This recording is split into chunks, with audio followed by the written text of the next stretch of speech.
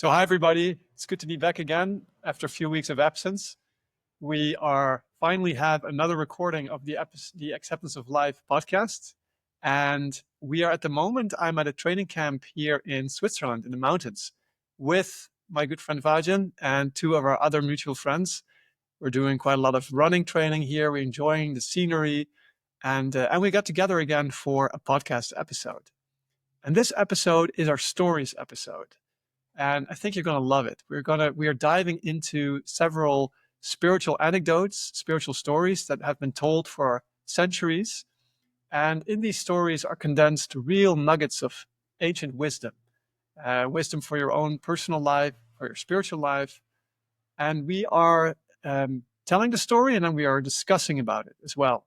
So we try to kind of reveal or bring to the fore the hidden meanings in these stories.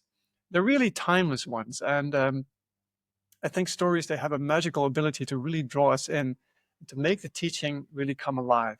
So we're very happy to be back again after a few weeks and have fun with this episode. It's interesting that in all the spiritual traditions, they use stories to convey spiritual truths. So we see that in many spiritual traditions. And I wanted to start out by talking about why that is, why so many spiritual traditions use stories as a vehicle for teachings. Why is that, you think? So I think we have to think a little bit about what the nature of spiritual experience is actually like, and what the nature of the types of experience that we're trying to convey to people that makes stories the right vehicle for that. Because you are right that nearly all spiritual traditions, whether it's a Western tradition or an Eastern tradition, whether it's incredibly ancient or even relatively modern, will often use stories as the vehicle to pass on information and to try and pass on the lessons and teachings that the tradition is trying to share. Yeah, like if you look at the Bible, that's basically a collection of stories, right? That is like all made up of all these different stories. And the Zen tradition is very famous for having lots of stories. Our teacher, Sri Chinmoy, used stories a lot. I mean, he was a real storyteller, right? He used stories to convey certain spiritual truths. Yeah, and I think it's really interesting when you've been in the presence of the teacher and seeing the way they go about spending time with their students. You realize that almost more than any other form, from our perspective, telling stories was one of the things that our teacher loved perhaps more than anything. Yeah, and he would often tell a story many, many times. Like we already knew the content of the story, but somehow that was not really important to him. Like if somebody already heard the story, he would tell certain stories over and over again, right? Yeah, and I think that's the power of a story, is that a story has a power to transmit information in a different way than a lecture or a speech or even just an explicit teaching. Hmm. It comes at us in a different direction. It Yeah, comes to us from a different, we absorb it in a different fashion than we do at a lecture. So, like, you can imagine in your own life when you've sat in a university hall or a classroom as a student and you've had information fed to you in a very direct fashion. yeah, And that really is the way we're experiencing that information is very much through the processing of the mind. yeah. So we're trying to pay attention and we're trying to concentrate on it. We're trying to remember how this information connects to previous information, and we're trying to somehow catalog it and put it in its place. Whereas when you're telling a story for a spiritual purpose, so spirituality is an experiential process. So when we have spiritual moments in our lives, we call them spiritual experiences because we're experiencing the world in a spiritual way. What does that mean? Like, what do you mean with So, experiencing the world? so what I mean by that is that we can imagine we've got two ways to experience the world. So the regular way that we experience the world is just simply through our senses. Mm. So we hear something, so we're listening to things. We see something, so we're looking at things. And we smell something, we taste something, or we feel something with it through our body and through our senses. But so that type of experience we are having, I would say, is we could call it a material experience or experience of the material world. So there's something happening in the material world which we're experiencing as information coming into our brain, and it may be creating emotions, or it may be reminding us of something, or it may be taking us back to some experience, or it may be creating some new thoughts, but it's happening in this certain way that we're processing information. It's coming through a certain channel, which I would say is based on, has some foundation in the material world. And so spirituality has a different foundation of how it supposes the world works. So there's that great saying that we're not simply human beings here having the occasional spiritual experience. We're actually spiritual beings here having a human experience. And I think if we do the work and do the practices and connect ourselves with that deeper part of our being, we start to tip the balance in that direction, where we start to feel as though we're a spiritual being here having a human experience. But inside that human experience, every moment, there's also a divine or a spiritual aspect. Yeah, exactly. Like, to me, the seeing the world in a spiritual way is to really try to see and feel the divine in everything. So very often when I have a really good meditation and I go outside, it's like you see the world in technicolor almost. It's like the world gets on this hue of beauty, and you just not simply see a tree, but you see the beauty in the tree, and you see the divinity in the tree. You see this tree as a divine creation, a creation of God. And you can see other human beings like that too. So sometimes, that's a really wonderful way to connect with the divine in everything. And but back to stories. So I was thinking, like, if you have a teaching, like, it's bad to steal, you could say the information, it's not good to steal. But if you make it into a story and you say, oh, the other day my bike was stolen and I felt so bad and I was like cursing the person and it just made me feel so horrible, then that is a story about how stealing affects you. And I think that will sink in much deeper than just to say it's bad to steal. So you connect it to an experience somebody had. Yeah, exactly. And I think that's the thing, because spirituality is based on experiencing. So if I try and explain to you what gratitude is, or if I try and explain to you what true forgiveness is, or love, or self-giving, or any of these divine qualities, the words I can use will only take me so far towards the experience. But if I tell a story that captures the feeling of gratitude, if I get you to remember a moment with your own mother, or with someone who is really dear to you and someone who really cared for you, and thinking about the sacrifices they made and all the things that they've done for you, that is a much more powerful way to actually go about creating the experience of gratitude within you. Plus, also, these divine qualities, they are not tangibles. They are abstract concepts. So how do you color forgiveness? It doesn't have a taste, smell, sound, or touch. And so it only comes alive through you're experiencing it, through a story, through an experience somebody had. Yeah, and all of those spiritual qualities as well, they don't come on command. And so that's one of the things that's a hallmark of a spiritual experience, is that we can't just push a button and make it happen. So we need to create the right type of environment to allow that experience to take root and for it to blossom. And for watching spiritual teachers, the way that they share information with their students and try and share their teachings, it seems at some point there is some value in trying to make it, clarify it perhaps, or to make it clear and distinct. But to just continue to teach in that way, at some point it loses its effectiveness. Yeah, it's kind of dry. It's just information, basically. Exactly. And so when we see it from the point of view of experiencing time with our teacher, there were certain stories that he loved to touch on again and again and again. And I have a feeling that those stories had an experience, or connected to an experience that he saw was valuable, that he saw that was of some transcendent value. And so he was reinforcing and reinforcing and reinforcing. Yeah.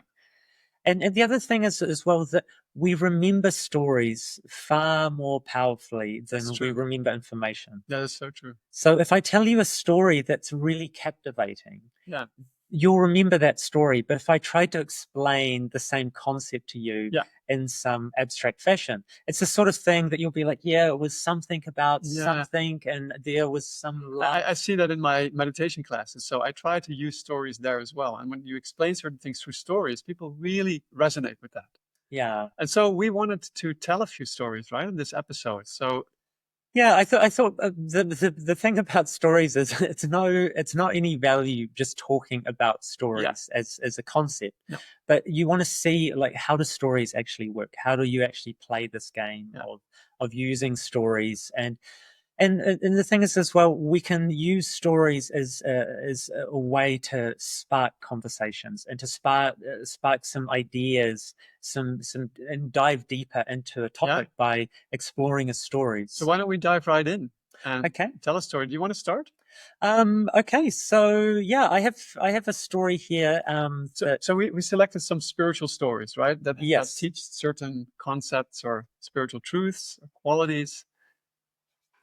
Yeah, and a good story as well is it captures a few things. I think one thing for people to realize that for a story to really capture us, it has to have some dialogue in it. It has to have the ability to actually create an experience. And so I think what's really good for people, if you're thinking about stories in your own life and telling stories and you're thinking about how you could be effective at that, one key thing is you want to differentiate telling a story from giving a report about something.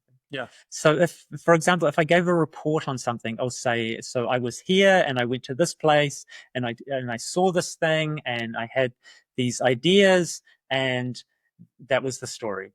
And that doesn't capture the fullness of the experience that's necessary to actually share an experience with someone else. There needs to be some color, there needs to be some flavor to the story. Yeah. How do And you so add that in? and so I think one of the best ways to do that is actually have some dialogue. And so whether it's you having dialogue with someone else or if it's two characters um, who you're telling a story about someone else or something else, having them share their thoughts. And dialogue doesn't always have to be with someone else. Dialogue can often be internal. So if you're telling a story about some experience you had in your life, Yeah. you can add in the dialogue. You could have the internal dialogue that was going on. Yeah. Because that's what makes the story interesting. Because if you start to open up and share your internal reality with someone else, they can start to see themselves inside your story. Yeah, it's like the more personal, the more universal. So Yeah. that's right. Yeah. So anyway, this story is from the great desert fathers, who were the great early Christian mystics who were living out in the Egyptian desert in the early centuries after the passing of the Christ. And they were really fascinating because they were so interested in exploring the limits of human experience. So they had realized from the teachings that they had been given and the experiences that they'd received from them that there was some deeper spiritual reality to life and to the experience of life. And so they were really people who were interested in pushing those limits. So they were fasting, they were spending a lot of time in silent contemplation. And there's a lot of these great stories that are still passed down to us to this day. And each of them captures some really beautiful spiritual ideal or some spiritual experience, we could say. Mm-hmm.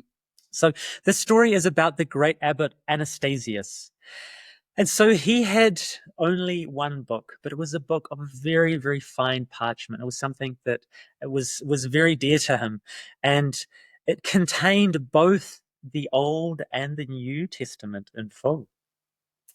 And he read from it on a daily basis after he meditated. So it was an important part of his spiritual practice. And so one day a monk came to visit the abbot. And the monk saw this very fine book, and seeing the book, he made off with it. He stole it. And it was not until the next day when the abbot Anastasius, after his meditation, went to reach for the book, he realized it was missing. And so he realized at once that the monk who had come to visit him had taken the book, but he did not send for the monk. Because what he felt in that moment was he did not want to add the crime or the sin of perjury to that of theft.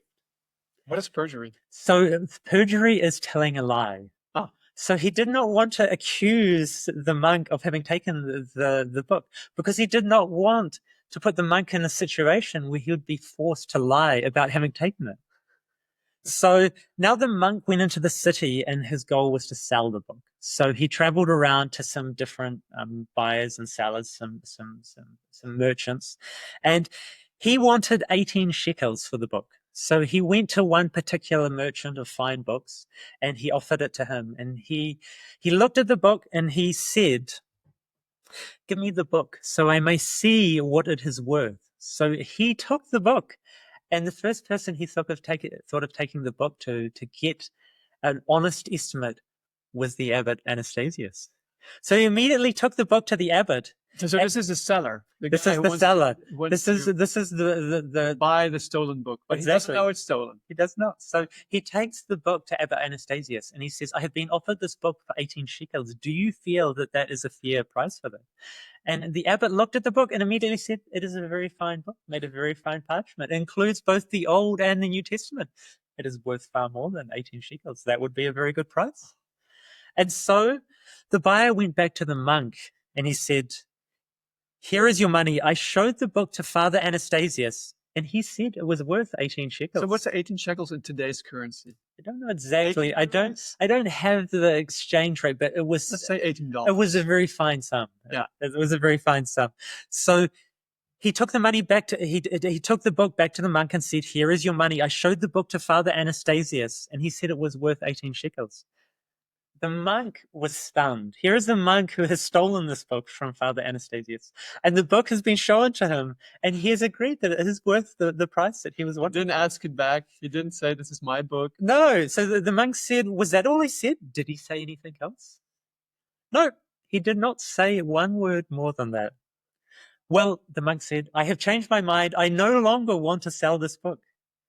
So he immediately rushed back to Abbot Anastasius and begged him with many tears to take the book back. But Anastasius said gently, "No, brother, you keep it. It is my present to you." Wow. But the monk said, "If you do not take it back, I shall never again experience peace." And after that, the monk dwelt with Anastasius for the rest of his life. Oh, all's well that ends well, as Shakespeare said. Beautiful. So a story like that captures... Hey, that's exactly what we talked about. Stealing is bad. Yeah. Here's the story. Here's the So story. apt. But it captures so many experiences in that very short story, which in some level is very simple. But when you add some color and you create a feeling and you put someone, what you're really wanting to do is you're wanting to allow the listener to identify themselves with the characters. Yeah, exactly. Well, let's dive into this story, because for me, it's about nobility, first of all. It's like such nobility of the abbot to not get mad, forgive the thief. And even if the book is offered to him, like an ordinary person would go, "Hey, that's my book. Thanks for bringing it back."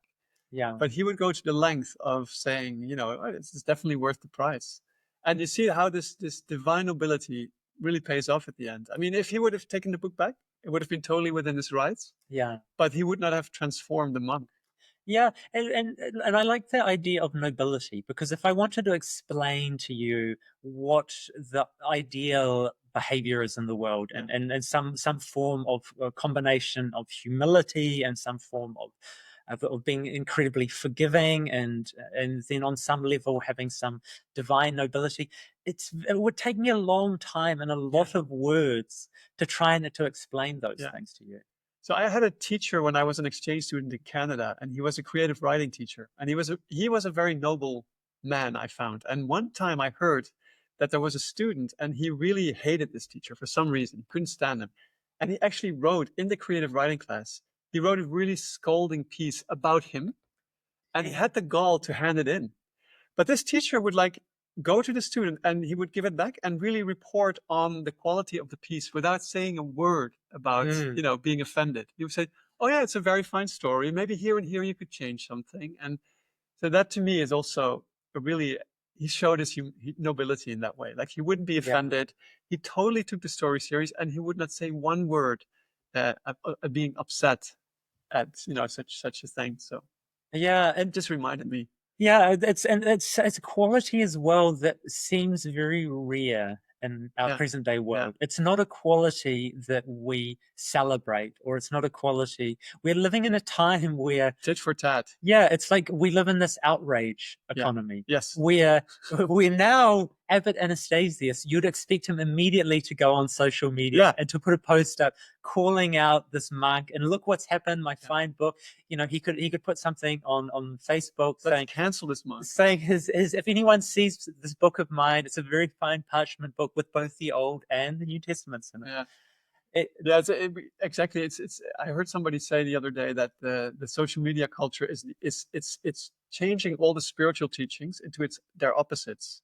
So we learn from spiritual teachings to be forgiving, to be kind, to be patient, to be noble, and the outrage culture on social media is doing the exact opposite. It's like yeah, the spiritual teachings is don't judge other people, but yeah. the social media culture is yes, judge other people as harshly as you can.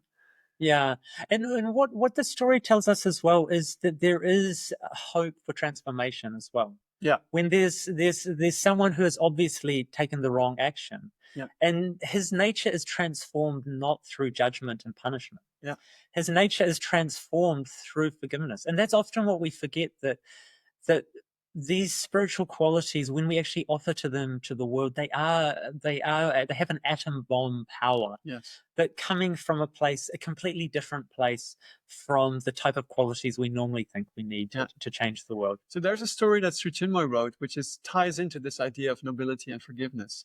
And this is about um, a religious mendicant, a spiritual master. And the spiritual master is roaming around the town, and he sees this flute player. And this flute player is a real notorious guy, a drunk as well. So he's, very addicted to alcohol, leads a very, let's say, low life, and but is an excellent flute player. And so he's playing his flute, and in his inebriated state, he's really drunk. But at the same time, he's playing his flute beautifully. And the spiritual master goes and listens to him and really like appreciates the playing.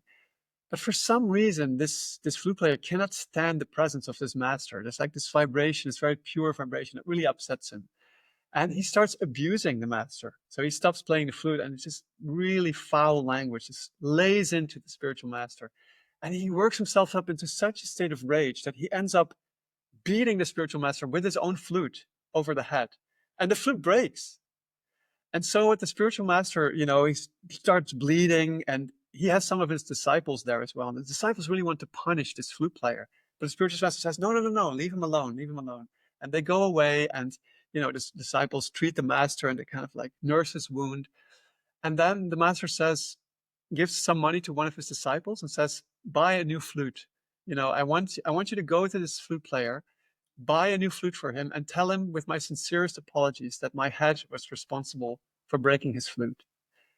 And so this disciple is like really flabbergasted, but he carries out his master's instructions. So he goes and buys a new flute and goes to the drunken flute player who is now without his flute. And he says, sir, our master sincerely apologizes for his head breaking your flute. And so here's a new flute. And then when the flute player gets that flute and gets that message, he starts crying. Like he breaks down sobbing, and he runs to the spiritual master, throws himself at his feet, and says, sir, please accept me as your disciple. You're so noble. And this is the story. Wow, that is another one. Yeah, it's another that really zinger. captures something there.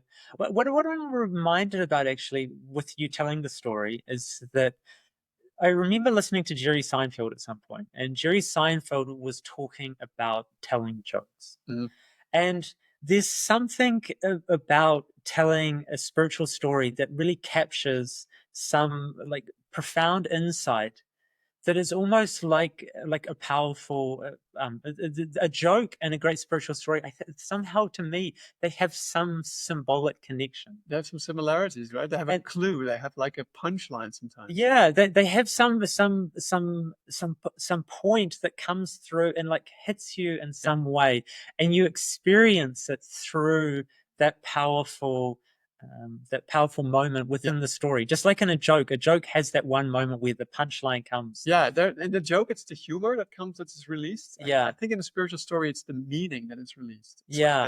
like the essence, the deeper meaning. It's like, wow, it hits you. It's like beautiful. Yeah, and the thing I remember from Jerry Seinfeld talking about telling jokes, his analogy for what it is like telling a good joke is that you're standing on a subway platform. So he was from New York City. So you're standing on a subway platform in New York City, and a subway train is going past you at full speed. And there is just one door open on the very last carriage, and you're trying to step into the train while it's going past at full speed. So he was using that great analogy about there's something, especially in comedy, It's timing, right? there's something really powerful about timing. Yeah. And but I kind of feel that if you listen and you look at the way a spiritual teacher tells a story as well, I think he is like a master of this art form. Yeah. He'll tell the story in his own unique timing, and he'll have his own flow to it. And there'll be that profound moment where the profundity of the story makes itself known, or the experience of the story hits you. Yeah, exactly. And for me, with that story, it's this idea that the master wants to apologize for his head breaking the flute. Yeah. Because we're always caught at looking at reality from one perspective.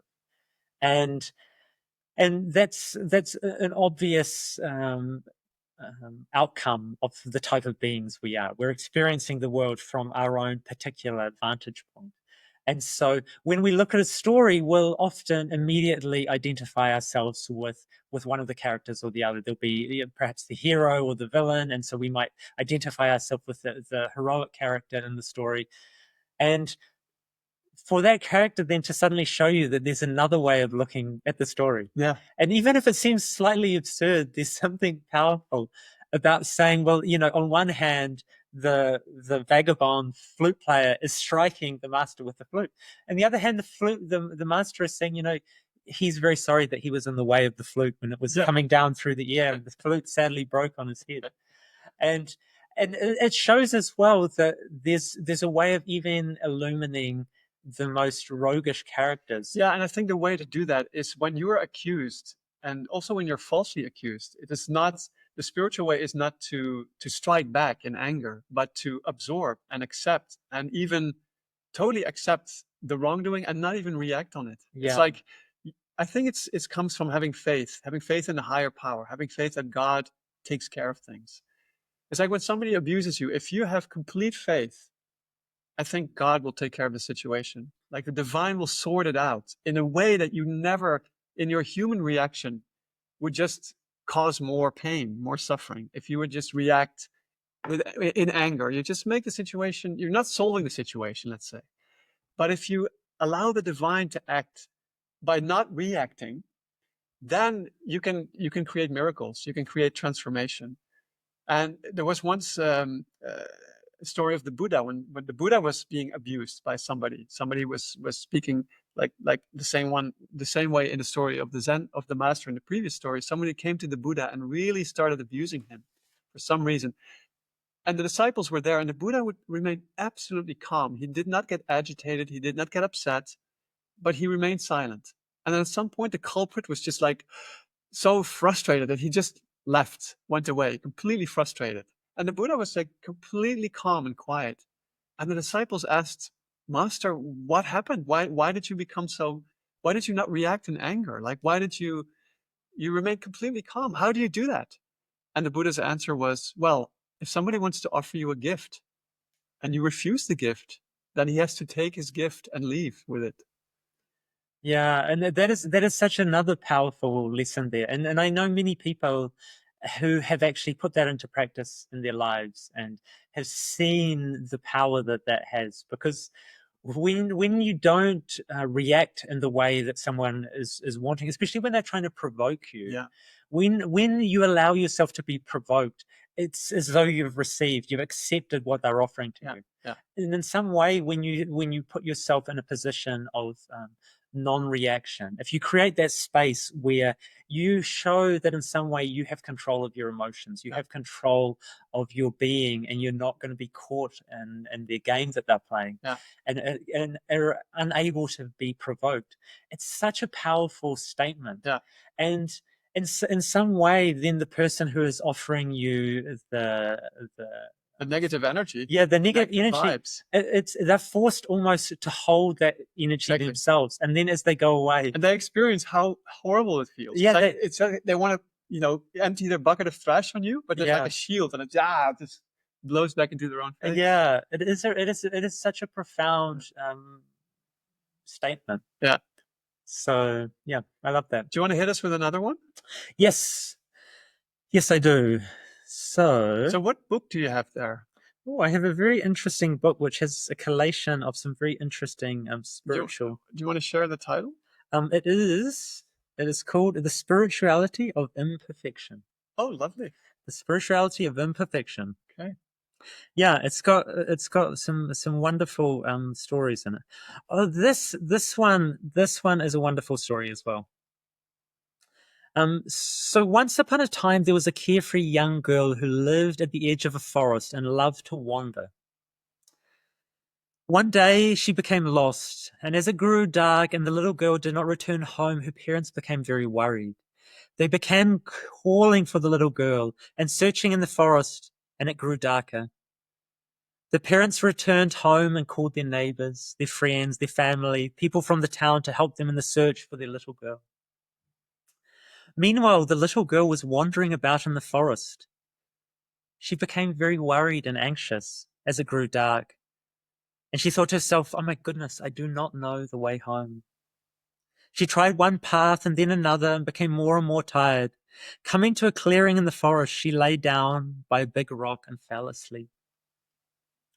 Her frantic parents and the neighbors and the people of the town scoured the forest. They called and called the little girl's name, but to no avail. Many of the searchers became exhausted and left, but the little girl's father continued searching throughout the night. Then, early in the morning, the father came to the clearing where the girl had lain down to sleep. He saw his little girl, and he ran towards her, yelling and making a great noise, which awoke the young girl. The little girl awoke, and with a great shout of joy, she exclaimed, "Daddy, I have found you." Okay, tell me what this is about. So this story is a really interesting story because this again shows that there's two ways of seeing any particular situation. Yeah. Just as the master, was it his head that broke the flute? Yeah. Was it the flute player who broke the flute on the master's head? And so this story for me is about, it's almost like our relationship with the divine. Yeah. Right. And so we can, when we read it as it's written, we see that the father is constantly out there frantically searching and searching and searching for his beloved.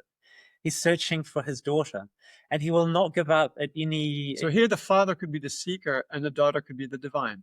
Yeah, well, I think the other way around. Yeah. I think I'm thinking that too. The father is the seeker. No, I'm thinking the father is the divine, and the child. Oh, yes, exactly. The child is the spiritual aspirant. Yeah, because he's getting lost in the woods. And so the spiritual aspirant is out there wandering around looking for the path home, and we're lost. We're lost in this dark forest.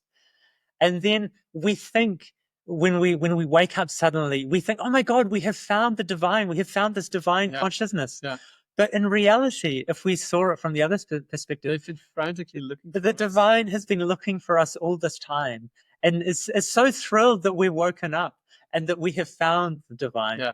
But if we step back and we can see it from a higher perspective, we will see that the divine has actually come the 99 steps towards us. Yeah. And we have taken the one step of waking up in that moment and seeing that the divine is there.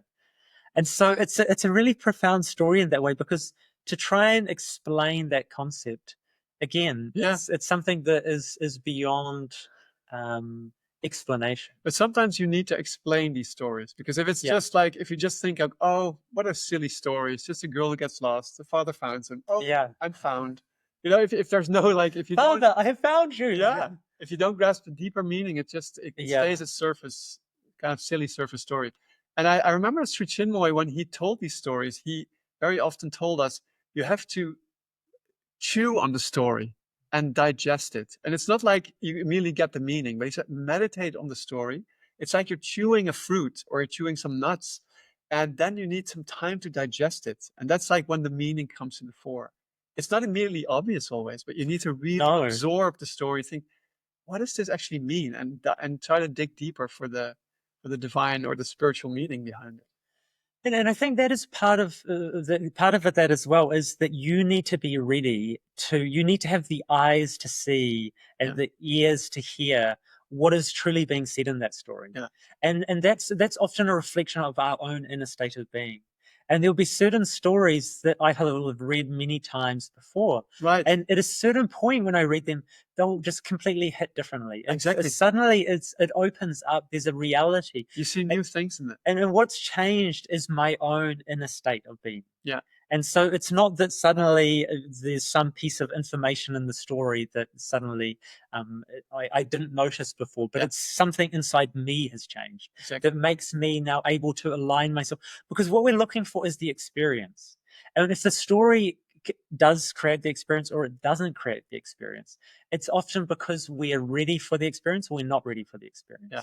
And so that's the great thing to realize, that spiritual stories can be read and reread, because there'll come a time where that story will really encapsulate or capture something that you're ready for, or some experience that you're stepping into, or perhaps are already in the midst of. Yeah, and the Zen tradition is really famous for its stories that are not really easy to grasp. Like even the koans, the short poetic utterances, right? In the Zen tradition, you would get a koan. It's like a riddle, a spiritual riddle. And you would have to meditate and meditate on it. And it would be often posed to you by your teacher in the form of a question. So for instance, famous koan is, show me the face from before your parents were born. Or what is the sound of one clapping hand? And Does a dog have the Buddha nature? yes. And the famous one we heard as children very often, if a tree falls in the forest and there's nobody around, does it make a sound? It's more like a philosophical conundrum. But they also have a lot of stories in the Zen tradition. And sometimes these stories, like, they don't really make sense in the first glimpse, but then you have to really meditate on it and dig deeper. So Some of them, even the first 100 glimpses. exactly. Maybe the first 1,000 glimpses. So I just read one, and I wanted to share this one because I thought it was so cute. This story is about a monk who's been meditating in this monastery for several years, and he feels his time has come to go out into the world and kind of spread the teachings of his master, his Zen master. And his Zen master is this lady who is quite renowned and quite notorious for being really strict and for really, really stern and kind of very often scolding her disciples. And so this monk, this young man is like, he's a little bit anxious of going to his master for her final blessing before he goes out into the world. And it's like almost a last test to see if he's really ready. So no, she summoned him to her, let's say her room. And so he goes out, kind of nervous, and he's like, and it's raining outside. He's carrying an umbrella as he moves his way, in the monastery towards her quarters. And when he goes to her, when he's in front of her room, he respectfully removes his sandals. He puts his umbrella against the wall, and then, he adjusts his robes so he looks presentable. Then he knocks on the door, and, she lets him in. He enters into her room. And so he's expecting, he's a little bit nervous. He's expecting, oh, maybe she's going to give me an earful or some really hard teaching. And so she looks at him and she says, is it raining outside? And so with a sigh of inner relief, he's like, oh, this is an easy question. He says, yes, master, it's raining outside. Did you carry an umbrella when you came here? Yes, master, I carried an umbrella. Did you remove your sandals before you came in? Yes, master, I removed my sandals and I put my umbrella against the wall. Then she's silent for a moment. She looks at him and she asks, did you put the umbrella to the left side of your sandals or to the right side of your sandals? And he's like, doesn't know. He realizes, oh my God, he's like, did I put it to the left side or to the right side? And he realizes he doesn't know. And so he leaves her room, and for the next 10 years, he doesn't go out into the world, but he still studies under her. He was not ready. He was not ready. He was not ready. He realized he was not ready. So this is so cute for me. It was like, yeah, in order to be really ready, you have to be present, right? This is a kind of a teaching about mindfulness. And the Zen Buddhists are really, really big on their mindfulness. Like, always be present, be aware, be conscious of what you do. And so, this monk was totally with his mind. He was, anticipating this talk with his master, and kind of like half-mindedly put his sandals and his umbrella somewhere against the wall, Yeah. and didn't realize that he was not present enough to go out.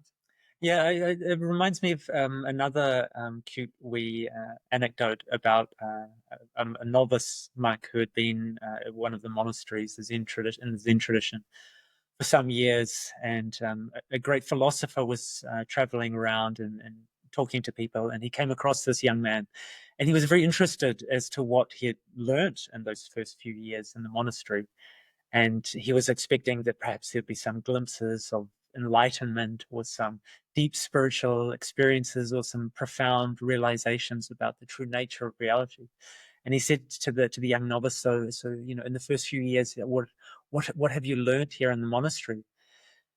And the monk reflected for a moment, and he said, I have learned to open and close doors. And there's something wonderfully profound about that as well, because That's the end of the story. that is the end of the story. Love it. Because there's so many things that we do without bringing our full awareness to them. The way we walk down a hallway, Yeah. the way we carry a pot, the way we open a door, the way we close the door. Yeah. Like all of these are things that we could choose any of those things, and we could bring our full awareness and attention to them, and we could make them a practice. We could make them a practice of as closing the door as silently and as elegantly, as artfully and consciously as possible. And so it's that idea that in the beginning, the first thing we need to do is start to pay attention. And if you're not paying attention to your opening and closing of doors, Mhm. like what are you really doing then? Yeah. Because you're constantly in this life. There's many doors to open and there's many doors to close. And so there's something really wonderful and profound, I think, about that simplicity of taking that as a practice and choosing to bring your full awareness to something as simple as that. Right. Do you have a story? Well, I thought there's something else that's really interesting about stories, like as a concept, which I think is worth touching on as well, because with a story, like there's a very good idea that it's worth having. Like if you want to tell someone a story, like having some sort of structure. Because each of us have had so many experiences in our lives and so many things have happened to us. And I remember you were asking me recently, oh, do you have any stories about your time in India? And I said, I've had many experiences, but I'm not sure which ones are stories yet. Oh, yeah. And there's something about having time passing from an event to allow you some space to actually see what really happened. Because when we're caught up in the moment of the experience, we often haven't had the time to reflect and actually see how that experience was either transformative in some way or not. And so there's things that happen, like all sorts of wild and interesting things happen to you, Yeah. In your journey through life, but not all of them become stories. Yeah. And I think the reason for that is a story has some transformative aspect to it. Mm-hmm. So a good story it'll set the scene. It'll tell you something about the place where is the story set? What is the world looking like in that place there? And then a story will normally require something to have happened. Yeah. There needs to be an event. There needs to be some action, something to happen for it to really be a story in some way. And the more powerful and the more transformative that event is, the more interesting the story is going to be. Because then the story is a three-part event. Let's say there's the setting the scene. Where are we? Where is the story taking place? Then what happened? And then the final part of the story is the revelation of where we are now. And what it means to say, well, where we are now is we're still living in the same world, but in some way, a really good story will illumine us in some way that the world we thought we were living in at the start of the story, we were somehow blind to something. There was some part of reality. There was some part of the game of life that we weren't seeing. we have this experience, and then suddenly now we're living in a different world because the world has changed in some way. Yeah, there's an element of change or transformation there. Yeah, and I like that concept of that's really what a good story is, because I could tell you 100 things that happened to me, but not all of them are a good story. Yeah. Because very few of them have that element of transformation. And it requires us to have the eyes to see of how that experience has transformed us in some way. Yeah. And it brings it back to me as well is I like the idea of maps. And I like the idea that when we think about the world, is the picture we have of the world is like a map of how the world works, of how we think the world works. So we've created, through the stories that we tell ourselves and the stories that we believe, we've created a map of the world that we live in. So we might have this map might say that I believe that I live in the country of Holland, and I've got a lot of stories about what the Dutch people are like and how the society works. And so all of these stories, they map out the world. Yeah, they map out how I should interact with the environment around me, because they're telling me information about it, and they're laying out the scene that my life is operating in. They're laying out the stage. Yeah, and some of the mapped parts are low resolution, like you just know some superficial things, and maybe your area of expertise will be very high resolution, like you know a lot about that particular thing. Yeah, and so what I think, if someone tells you a really good story, why it's gripping to you and why it is really interesting is because if it's just a regular story, what makes it a good story is in some way clarifies some area of the map. It shows you something in the map of the world that perhaps you've never noticed before. Yeah. And often comedians are really good at that. So going back, a comedian often is amusing when they point out the absurdity of things that are all around you all of the time, but you don't see them. No. Because they're sort of in the background. You haven't really that they haven't come into the foreground. They haven't made themselves prominent in your map. Yeah. And so comedians are often good about that. They'll you know, have you ever noticed have you ever wondered about, and these things. Well, they frame it, and it's like, maybe you have seen the things, but once you put this frame around it, it almost becomes art. Yeah, it's like you've pulled them out from the everyday. In the everyday world, and you're suddenly looking at them in some other you make a story around it. And so I think that's really interesting to realize that that's why, one of the reasons why stories are gripping, because they help us see understand the world, how we can operate better in the world. And that's also why we enjoy watching stories being played out, because it may be a story that we know really well, but we love to see it done over. Like the story of Superman, I see a new Superman, a new version of Superman has just been released. And it's like, how many times the story is redone and done over and over again, but people are still interested because it's these sort of archetypal stories of some. Archetypal stories will resonate with a lot of people. So that's like things like stories like Harry Potter, or The Lord of the Rings. You know, there's so many millions of people who have enjoyed the story, and it resonates at such a deep level. And I think those stories, they have something universally true in them. Yeah. They capture something of the human experience that is so deep that it resonates all across the globe. Anyone who reads those stories, you know, you can't be unaffected by them. It's like they're universally liked. Yeah, you can come from a totally different culture, have a totally different religion, a totally different ethnic background. Everything could be different, but you can still see the commonness of the human experiences here. Yeah, religions are also sort of kind of maps that map out the meaning of a lifetime, of a life on Earth. Yeah. And they'll all have their own coloring and their own, but I think in essence, all religions are pointing out to the same universal truths. It's like there is a higher power, there's a divine being. She is all love. So I remember Sri Chinmoy used to say, the essence of all religions is love of God. And that's the core element or the core teaching that unites all of them together. And so we very often look at the differences and we quabble and fight over these, differences, but in essence, they point to the same reality. Yeah, and the spiritual traditions as well, they're doing the same thing, and instead of using film or fictional narratives. They're often using narratives of spiritual seekers who've come before us. Yeah. So like if we look at the Zen story you've told, or the story of the abbot Anastasius, Yeah.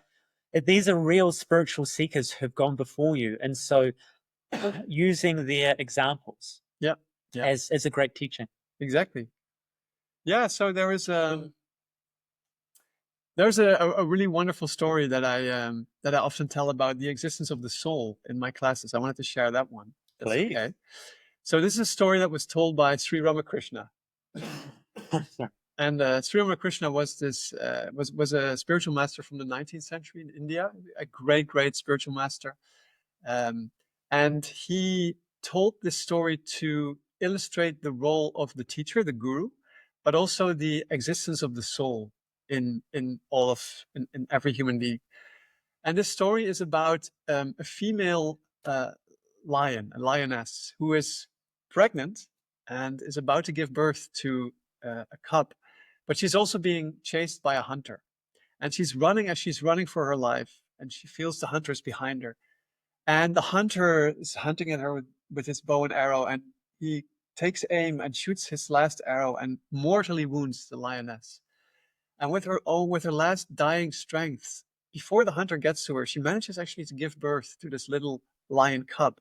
And she nudges her cub to safety before she crawls away and dies. And then the hunter gets to her.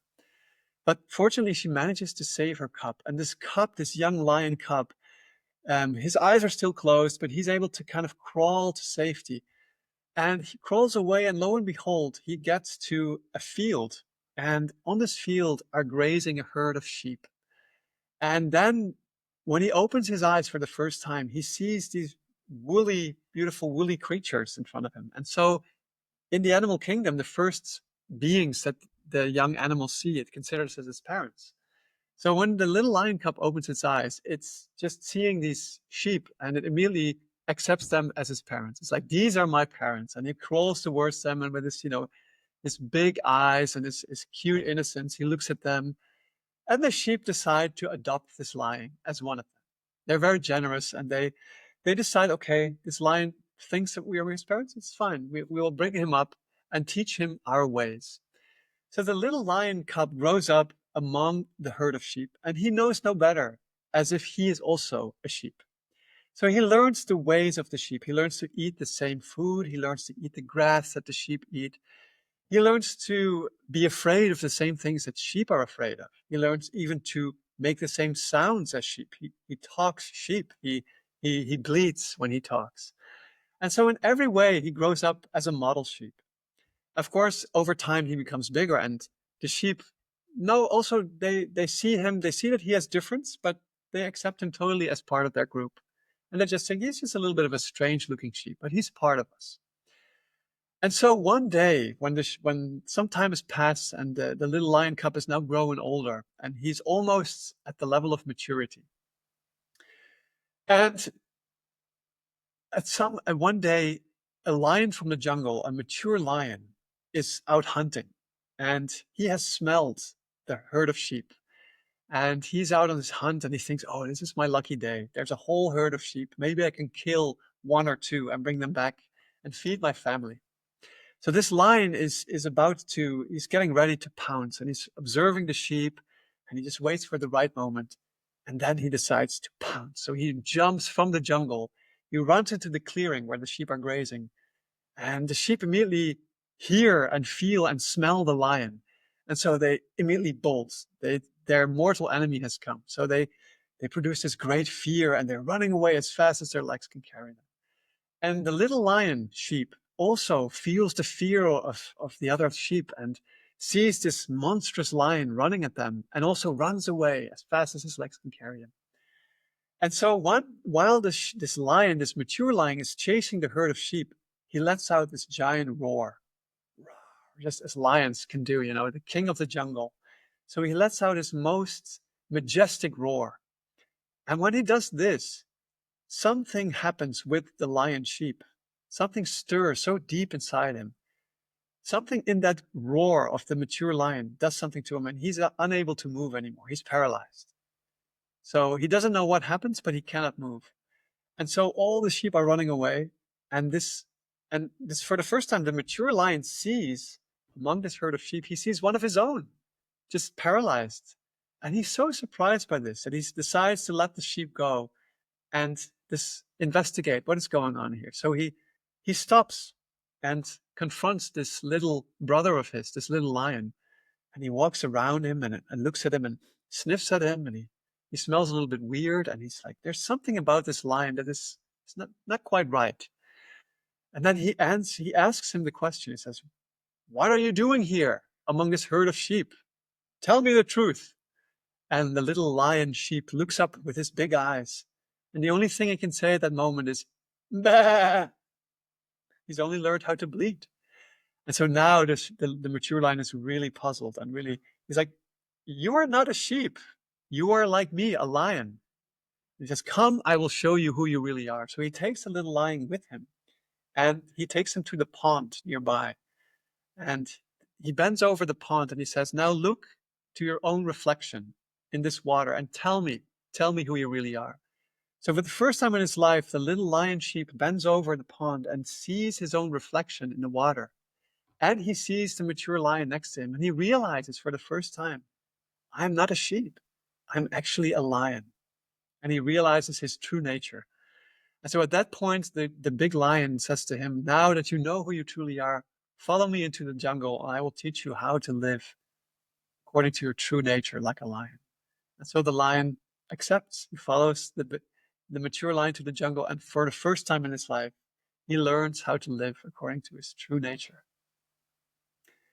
That's the story. Yeah, I do love that story. And you It's told it so nicely. Yeah, it's a wonderful story. I've told it many times, but I love it because it is such a wonderful depiction of what I understand as the soul. So here, of course, the lion is the king of the jungle, right? The lion is the king of the animals.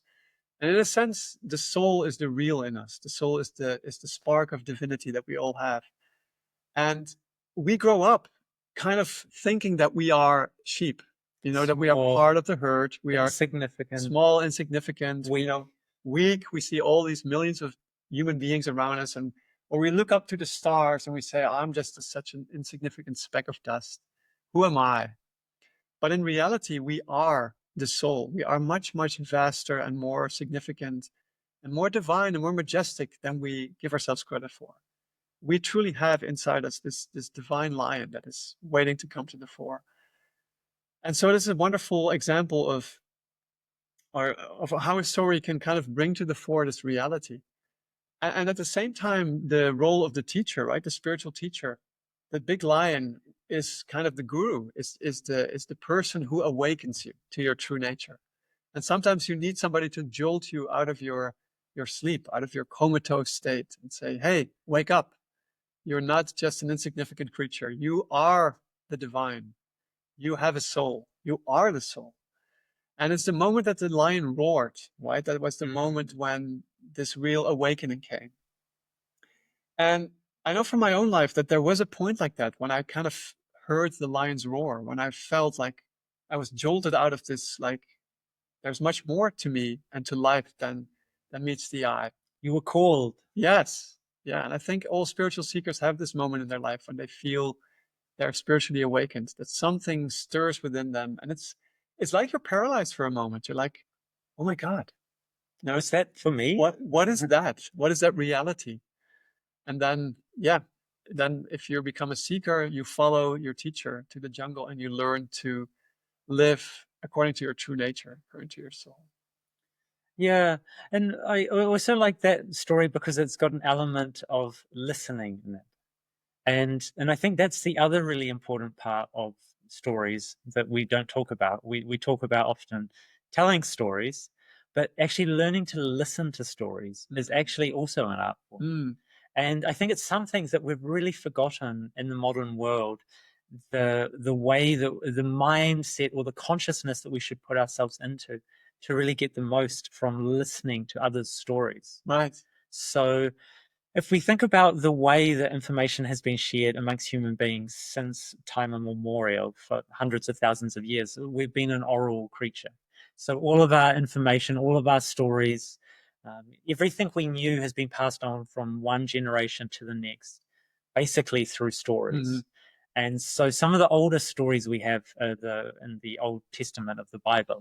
And like you pointed to earlier on, the Bible is basically a collection of stories. Mm-hmm. And those stories, inside them is the wisdom of the people that existed and came before us. And what happens with a really old story, which I think is always interesting, is that an old story gets trimmed down to just really truly the essence of the story. Yeah. It's anything superfluous, anything unnecessary to carry the message. Over thousands of years of telling of stories, Yeah. you'll lose all of the things that are unnecessary. So Right. something like the stories in the Old Testament of the Bible are really great. They're sort of a real, like the quintessence of that story, like Mm-hmm. the most potent and most powerful parts of the story are all that remain. Anything that was unnecessary is gone by now. But what I think is really interesting for people to think about when they're listening to stories is that for a story to really come alive, like we touched upon, is that you need to be able to step out of your own self-centeredness. Mm-hmm. You need to be able to put yourself in the eyes of the person telling the story. You need to see and experience the world through their eyes and through their consciousness, basically. And one of the wonderful things we can do to help that is to get out of our own mind. Because Yeah. when we remain in our mind, that's when we remain completely self-centered. When we're looking at the It's like world, a prison. and yeah, we're experiencing the world only from our limited perspective. Mm. And we're deciding whether things are good or bad, they're happy or sad, is all based on how they're going to either move us towards our goals, or they'll limit us or block us in some way. So when we're listening to someone else's story, and when you feel that when someone is trying to share a story with you, when you're simply in your own mind and you're maybe listening to the words, but when you're not using the deeper part of your being, your heart and your soul, to identify with them and what they're saying, very often you get distracted, you're not really paying attention, you start to think about something else, you start to think perhaps rather be somewhere else rather than listening to the story. But you never know what useful piece of information someone else is sharing with you. You never know how important that actually could be in Yeah. your own life. Yeah. So I've mentioned many times on the podcast that I like to take the position that everyone knows things that I don't know. And so if I'm humble and if I listen and try and identify with them, that will give me the best opportunity to actually learn something from someone else. Yeah. And so when I am listening to someone's story, I really want to feel the story from their perspective. I really want to experience it and live it from their reality. Yeah. And then the story becomes really And I interesting. think if you listen, you also give the other person more capacity to tell the story. So Yeah. when you're really giving something, you're giving your attention to somebody. Yes, exactly. And you're feeding that person in telling the story. So, and I think it's a circular movement. So the storyteller inspires the audience, but the audience is also inspiring the storyteller. Yeah. So in a really good story, there's this constant communication going on between Yeah. the audience, the listeners, and the teller of the story. Yeah. It kind of creates this magical atmosphere almost. I think Yeah. that's what you experience in the theater. Yeah. Like I love watching plays. Yeah. More so even than movies. I mean, movies are also great, but in a play, there's actual live action going on. You're actually interacting with a live person who's creating a story on the stage. And you can see there's like a bunch of planks, wooden planks, and there's a curtain, and there's maybe a few objects, and you can see it's not real, but we all have made the agreement. Here is an absolute reality. We're all going to believe in this reality. And I think we're so wonderfully equipped to make stories come alive, right? We're so wonderfully equipped to how did this English writer suspend your disbelief? Suspend your disbelief. Yes, we have to suspend our disbelief. We know it's not real, but we can really shove that aside, and it's a magical capacity we have. We can see it's totally not real. This is fiction, but we can totally shove that aside and take the situation as if it's real. And also we have these mirror neurons, right? The neurons in our brain, they're called mirror neurons or something. Yes, they are. Yeah. And they will mirror. So if somebody tells, I'm in a dark wood, it's nighttime, immediately you are there. And that's like this wonderful capacity we have. We're equipped to listen to and engage with stories. Yeah, and you can only just imagine like a tribal community existing for thousands of years. And we still have tribal communities living in that same way in places like Brazil, in some places in some of the Indian islands. There's these uncontacted tribes, and they are still practicing this way of life Right. where there's storytelling, there's story listening, and it's a very engaged process. Yeah. And the other thing I was thinking about story listening is it gives us this wonderful opportunity to experience the world from a different perspective. So to step out, like we said, from that prison or that cage of your own consciousness Yeah. in your own mind, and to really identify with the protagonist or the storyteller, and to really see the world through their eyes. Yeah. And that will actually illumine so many things for us. But it will also take us, it will stop us being caught in that reality where we're the only person that has value in reality. We'll start to see that, oh my God, everyone else has an equally deep and Yeah. profound inner But reality. there's something also that unites all of us. Yeah, And in a really good story, you leave the room, like you said before, you leave the room changed. I yeah, remember sometimes when I watch a really great movie that after that I'm really lifted up. yeah, Like some movies are just great entertainment. You know, yeah, you have a laugh or you kind of like in the plot and yeah. but when the movie's over, you kind of the same person. But some stories, some movies have this capacity to really lift you up and it's like transport you. And this was the Greeks actually had a word for this, catharsis, and Mm. it means purification. Mhm. So it's this kind of transformation slash purification. It's this moment where the story changes you. It touches you so deeply. It kind of like resonates something inside you, and you feel overwhelmed almost, or there's this dramatic effect that really touches you. In many of the Greek tragedies, they had this moment. There were really horrible tragedies, like dramatic stories that lots of bad things befell the protagonists, but somehow there was some purification moment at the end Mm. when you kind of came through it and realized something about the human condition or something that you know touched upon that was resonating with your own life. But we still get that moment. I think that's the catharsis of a story when you feel really touched and almost transformed by it. Yeah. I had that experience. I mean, the last time I really remembered it was I watched this movie Shine. Mhm. It was about the pianist David Helfgott. He was, I Yeah. think he was an Australian pianist. And this movie is about him studying a very difficult piano piece by Rachmaninoff. I think it's his second piano symphony or something. And it's considered one of the most difficult pieces to play. And it's a true story. So this pianist really existed and he studied so hard that he kind of became crazy. He Mm. kind of lost touch with the normal world. And I don't know, there's something about the movie that made this so real that when you go so deeply into art or into Any field, any really. field and dedicate yourself so fully that somehow you kind of lose yourself. And this can be a good thing, but it can also be risky. But I remember going out of that movie and like I was totally dazed and out of my normal state of consciousness. Yeah. Yeah, it's a wonderful experience. And I mean, we're so blessed now because if you imagine you were living 10,000 years ago, 20,000 years ago, 30,000 years ago, how many stories would you have access to? Yeah, a handful, It probably. would be a very small number. And one of the greatest gifts and the greatest treasures would be when someone came and brought new stories. Yeah, And then like you see in some previous times, there were these traveling storytellers. And what a treat it would be for everyone living in a town or a village when someone came through with new stories. yeah, exactly. And I can only imagine the joy and the excitement from everyone, from the young through to the old.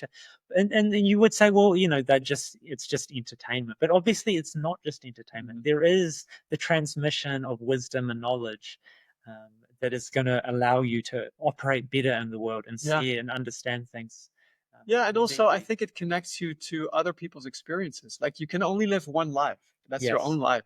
But you can actually live more lives through these other stories. It like connects you. Yeah. When you see a really good Netflix series, you know, you go through all the experiences almost that these Yeah. protagonists have. And of course, they're curated for us to Yeah. experience some form of entertainment or some form of drama, but you can really expand your reality by identification. And that's the same magic that a book has. Yeah. And when a book, what I love about it, it engages your own imagination. Like you have to make up the whole story in Yeah. your own head with the Yeah. help of the author. Yeah. The better author there is, the more beautiful and clear and meaningful the picture will be. But yeah, we are really a species of stories. Yeah. And one last thing that I wanted to mention about stories as well is one of the problems we have as modern people with listening to stories is we often have this question, oh, is it true? Oh yeah. Did it happen? Yeah. But did it really happen? But did it really happen? And for me, like if you look back at how people have listened to stories for thousands of years, ancient people who come from an oral tradition would think, is this person an idiot? Like, do they not understand how the world works?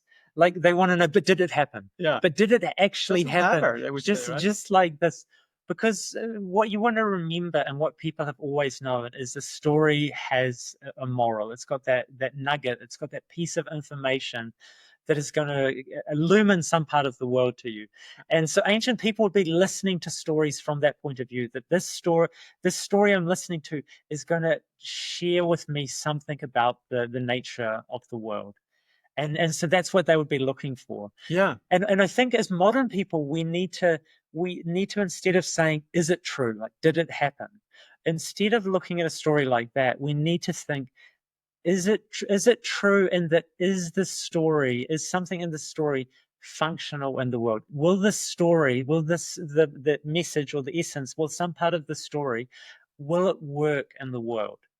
And that's a very different question, because if I tell a story and the story revolves around, for your example, um, like how best to deal with tragedy, my story tells how I dealt with a difficult situation. We dealt with a very problematic person, and if the story is true, it means, I think, that the story actually works if you actually try to live it out. Mm-hmm.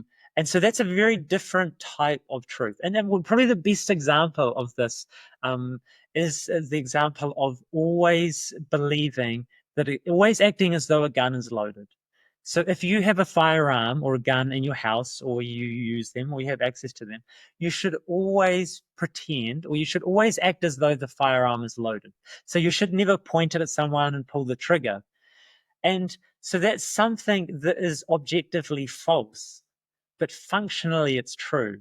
Because if you always act as though there is not the gun is loaded, you're not going to by accident shoot someone and cause a tragic situation. So it works in the world to actually act as though that is true. Yeah. Whereas we know functionally, like a lot of the time, the gun isn't loaded. Right. So it wouldn't do anything if you pointed at someone. It's just a safety mechanism. But yeah, I really like that idea of something can be objectively false, but then functionally it can actually be true. Yeah. And so I think there's also something nowadays, because we have so many content creators nowadays, right? We have people writing books, creating stories all the time. And so there's maybe some value to making a hierarchy of which stories are really meaningful. Yeah. Because if an author writes a debut, it's often not that good, you know? It's like this is his first try at a story. And maybe it's, it's entertaining, but it doesn't have that great of a value. Yeah. So in that case, I understand people saying, well, is it a true story? And it has some meaning, because if it's a real story, then it actually happened. And I think in that case, there are elements at play that didn't come from somebody's imagination. Mm-hmm. And so there's always going to be some kind of inspiration behind it if it really happened to somebody.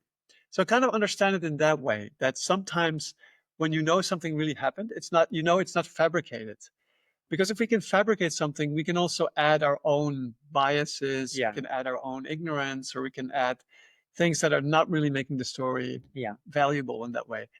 But I agree with you that in your case, when stories have been told for many, many years, centuries, decades, then they've been told and retold. And in the retelling, they have, they've probably assumed meaning, color, and hue that are valuable. And then that's the thing, an old story can only continue on as long as it's valuable. Yeah. And if it's been passed down for thousands of years in this oral tradition, the people who've come before you have seen real value in this story. Exactly. And so it's really for me the one of the height of hubris to think that somehow now the story is no longer valuable. Yeah, right. To say, do away with for it. thousands of years, human beings have found this story important enough to push and to do everything in their power to pass it on to the next generation, and then to think now, oh, we no longer need these stories. What do you think about updating stories? Is there value to that? Yeah, so I mean, like, Because now we have science, we have modern Yeah. science, we have technologies that didn't exist for most of human history, that yeah, have kind of arisen in the last century. So it has completely changed the way we operate in the world. yeah. So I think that is the difference between something when a story is objectively true or functionally true. And so, like, if we look at some of the old biblical stories about how the universe was created, obviously we could say, looking from the point of view of science, like, this is not how the You can universe. disprove it. This is not exactly. This is not probably exactly It didn't how happen in 6 days. the universe was created, but what that story is in telling us instead is some other. It's carrying a different type of information.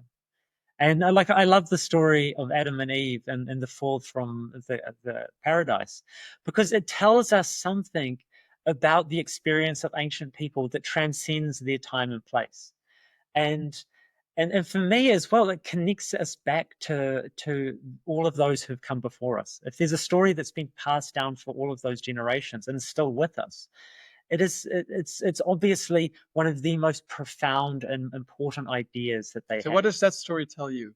So that story tells me something about the blessing and the curse of having the type of awareness that we have.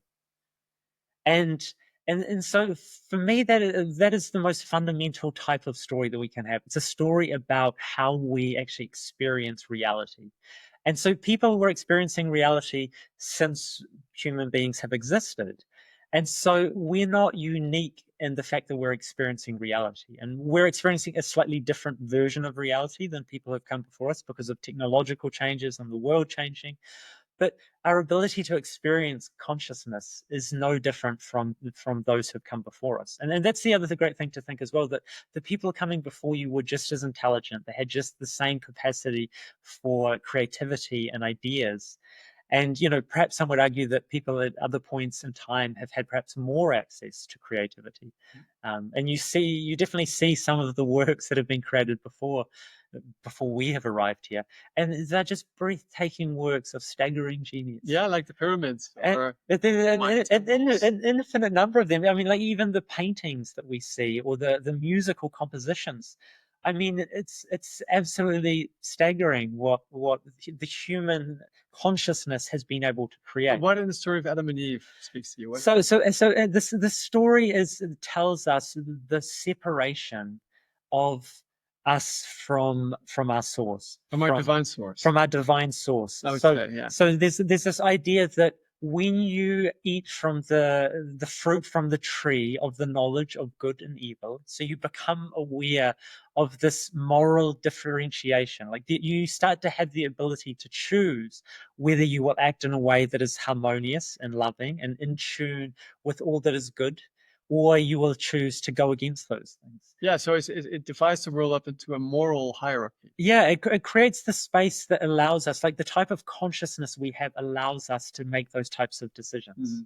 And that separates us from the other types of beings that are existing here. There's all sorts of wondrous beings. Yeah. They're all doing their own thing and having wondrous experiences. Animals, plants, stones. And it's not that we are better than any other type of being, but we have a greater capacity for consciousness. We have a much vaster range of consciousnesses that we can experience. Yeah, I don't see a pair of rhinoceroses doing a podcast. Yeah, exactly. Even if they wanted to, we might find it was, from our point of view, not gripping.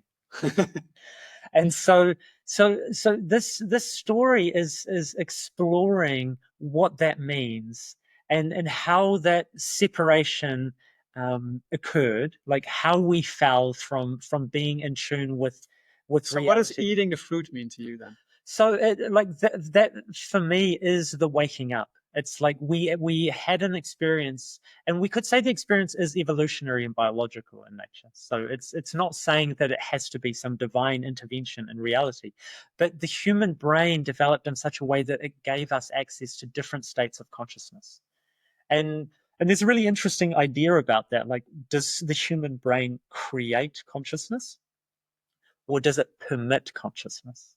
And so if it creates consciousness, then we're saying that consciousness is just the result of some electrical impulses in our brain and the firing of neurons. And so we will say that consciousness is created by those things, and then it's limited by those things as well. If that's the creator, then when that stops functioning, then consciousness will disappear. But if we say that no, what the brain is doing is the brain is a vessel that allows consciousness, it permits consciousness to exist and be focused towards particular goals, aims, ideas, then we're seeing that the brain is a very different type of instrument. And so this seems to have happened at some point in history, let's say 70,000 years ago, where I've heard people talk about this seems to be the point. And this was the beginning of human creativity, let's say. And so humans started cave painting, rock paintings. So what happened in the brain? So something happened within our being. It's not clear exactly what, obviously, because we're biological and these things are not recorded. Yeah. But our being started to experience a different and higher states of consciousness. We started to be able to be creative and self-reflective by becoming moral. Yeah, it became moral creatures. This was a result of that, we could say. Our consciousness expanding in such a way that it allowed us to see ourselves. But also, we felt shame for the first time. Exactly. So this is the beginning of all of these things. Yeah. And so for me, it's such a beautiful thing that this story captures this profound transformation in human experience. But also, we fell from paradise, so we lost something as well. Yeah. So we gained something and we lost something. Yeah. And we gained like a greater capacity to experience. But it's up to us to find our way back to walking with the divine as well, because this is the thing we lost. We lost the ability to walk with God. And so that's the thing. It's seen when Adam walked with God. And then after this experience, Adam felt shame and Adam was cast out. And so Adam was no longer walking with God. Well, you could make the point that animals are still in that state. They still walk with God. Like an animal doesn't experience shame, embarrassment, or like moral ambiguity. And I think sometimes people look at the animal companions and think, God, you've got a good life. You got a good life, you see your cat and he's there and he's lying in the sun and then he's licking himself and he's just doing his thing.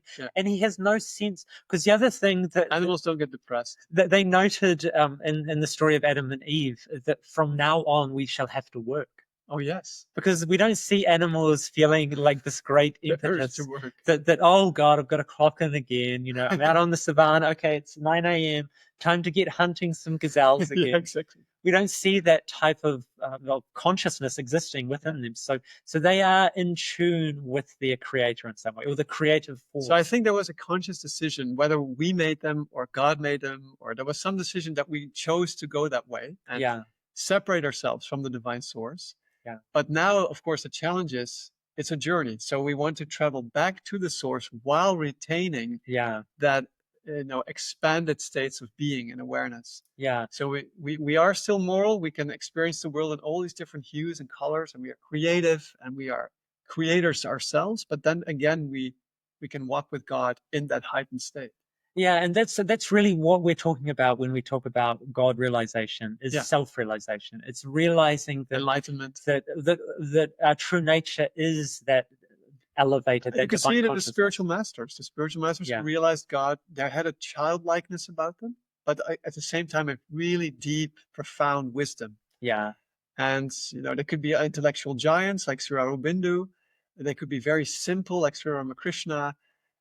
But they had this tremendous joy as well. So they really walked with God. They had amazing joy. They were so natural and spontaneous in their interactions with the world. Yeah. There was not this overthinking. There was not this angst and this anxiety and worry that has beset all of us who are feeling this separation, that's feeling this deep longing for wholeness and coming back to some togetherness. I think it's also the journey from the mind to the heart. So I think Yeah. that the point that you talk about is 70,000 years ago. It's basically the mind that is being born there, the human mind. And I remember Sri Chinmoy talking about that he said the mind separated us from the animal kingdom. That was the point when we diverged from the animal kingdom. You could say fell from paradise, Yeah. lost our state of just naturalness, and uh, which is a very good thing. But then again, the mind now is, it used to be the helper, but now it's the bar. Now it's Yeah. creating a lot of problems. It's creating division, it's creating fear, anxiety, worry, stress. There's a lot of negative things that the mind is. And now we have actually the heart. The heart can bring us back into that state of divine union. And the mind and the heart can work together in harmony. I think that's the big challenge. So Yeah. to to get them together, to work in harmony, and To integrate to integrate the parts of So our the being mind has fantastic capabilities, but the heart also needs to be there to to create give the this, wisdom and guidance. and the sense of union and oneness. Yeah. So to me, it's amazing that if it was 70,000 years ago that we went through this experience of the mind separating us from the animal kingdom, that story, if that story is representing this experience, that story could have been told for 70,000 years Yeah, before it got to us. And that's a remarkable thing to think of. and it has been, right? It has been told for that moment. Yeah, it has. Well, yeah. I mean, I totally feel that is Yeah. the truth behind that story, and that it is based, because that's the thing. For a story to survive, it needs to be based on some. It needs to have some transcendent. For it to travel over that length of time, it needs to have some transcendent truth to it, something powerful and something that will help illumine something for us. And so something as profound as that experience that these people went through thousands and thousands of years ago, you would think that that would be this sort of experience that would be carried forward in story. And it's interesting to come back to the Zen tradition. They have a lot of stories of when monks or practitioners reached the state of enlightenment, which they call satori, right, in Zen Buddhism. It's like this experience of enlightenment where you see the reality, you see the truth. And in these stories, it would be a very like um, simple things that would happen to practicing monks. Like I read one story where a monk was practicing in the monastery for 16 years, really austere discipline. He'd get up every morning early, meditate. He would do his chores. He would do, he would chop wood. He would cook. He would clean, and he would meditate hours and hours every day and study the scriptures very, very thoroughly. And it went on for 16 years, and nothing happened. He didn't get a single spiritual experience. And he concluded, it's not for me, the spiritual life. I'm just probably not any good at it. And he left the monastery. And when he left the monastery, he went to his parents' house and he started to kind of one morning, shortly after he left the monastery, he was sweeping the garden, and there were these pebbles in the garden. And so while he was sweeping the garden, one pebble broke loose, and it jumped and it hit a pole in the garden, and it made a sound, "Pok." And the story says the moment it made that sound, the monk achieved satori. So he got the inside of insights at that moment. So, when you tell the story, it's interesting because all these 16 years of practice were necessary for him to get that moment. But also, it tells me that he had to break loose from his very strict disciplines in order for the experience to come through. Like sometimes that has to happen. Yeah. Like you practice and practice and practice. And that is a very necessary steps. And then you have to break out of it somehow, or something, you have to change something slightly for the experience to finally come through. Yeah, I do love that story as well. So I think that's a really nice story. We will finish with one final, very short Zen story, Yes. which I think will be a great finale to today's episode. And so this is not in the Zen tradition per se, but was in the Taoist tradition. And so one day, one of the great Taoist masters of the age was asked by one of the students, "What is Tao?" The master looked at him and said, "Walk on." Walk on. Walk on. And so for me, what that story is getting at is that whatever state we're in now, it's never the final state. Whatever state we're in, is I always get a it. transitory state to the next moment. That is Tao, to And always move on and so and progress. to try and stay where you are and to try and grasp or cling to anything Yeah. is not the right way. And so what is the true Tao? It's the letting go and the walking on. Yeah. And realizing that that is the way. Exactly. Beautiful. There's also a famous one where it says in the Zen tradition, when you see the Buddha, kill him. Have you heard that one? Yeah. Ah, It's a very famous one that yeah. some traditions they tell that. When you're walking the path, whenever you meet the Buddha, kill him. I mean, Ah. not to say that we endorse physical killing of the Buddha, No. but it was, of course, a metaphorical state that you have to. Yeah. I think it says it has to chop down the image you have in your mind of the Yeah. realized state, because it's never going to be like that. Yeah. Like, get rid of all your expectations, get rid of all your preconceived Yeah. notions, and then only the state will come into existence. Yeah, exactly. Yeah. Yeah, that's the wonderful thing. We have to learn that spirituality is essential in our lives, but it's never going to look how we think it should look. Yes. And so it's having that openness to the experiences that it will give you, rather than trying to force your idea of what the experiences should look like, should feel like, should sound like, should taste like. And the only thing I can say to people who are thinking of entering into the spiritual life, walk on, just do it, jump into it. Yeah. And don't think like, oh, it will be like this or like this, because it's definitely not going to be like that. It's going to be beyond your imagination. Yeah. And for all of those who are walking on, just remembering that that is the way. Yeah. That's a beautiful thought to end, I think. So let us end our episode on stories with that. Thank you. Thank you very much, listeners, dear listeners and watchers and onlookers and how you're consuming this podcast, for staying with us this long. We appreciate you. And big thanks to Yogi Poster for this amazing studio space. Lovely. We are here in our good friend Shamalia's office in Berlin. We are indeed. Yes, and we will be together for another week. We will have some nice traveling ahead of us. So we may record another podcast together. I would like in the flesh. That would be great. All right, everybody. Thank you for watching and listening, and see you next time. Thank you.